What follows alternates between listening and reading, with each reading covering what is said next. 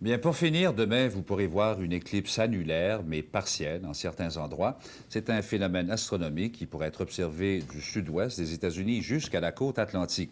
Alors, ce qui va arriver, c'est qu'en pleine journée, la Lune va passer devant le Soleil, qui est un spectacle naturel, mais un spectacle rare, et qui peut être dangereux pour les yeux. Alors, ce soir, nous demandons à Réal Damour de nous dire de quelle façon on doit observer ce phénomène-là.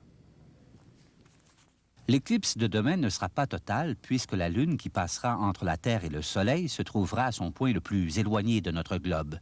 Donc, il y aura un mince anneau de lumière qui demeurera visible autour de la Lune. On parle donc d'éclipse annulaire. Au Québec, cependant, nous aurons droit à une éclipse partielle et à Montréal, environ 90% de notre étoile sera voilée par la Lune. C'est dans la région plus foncée de cette carte que l'éclipse sera annulaire, soit aux États-Unis.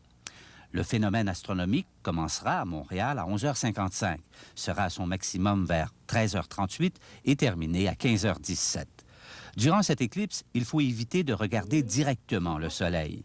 Bien que masqués à 90%, les rayons infrarouges et ultraviolets brûleront la rétine.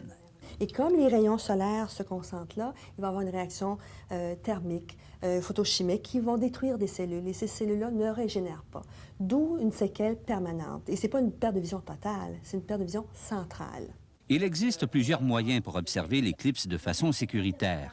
Ici, à l'école Fernand-Séguin, les étudiants ont utilisé une boîte de chaussures dans laquelle on a fait un petit trou à l'aide d'une aiguille et en utilisant un poinçon, on a fait un trou plus grand pour permettre à l'œil de voir la projection des rayons solaires dans le fond de la boîte qui recrée l'image de l'éclipse.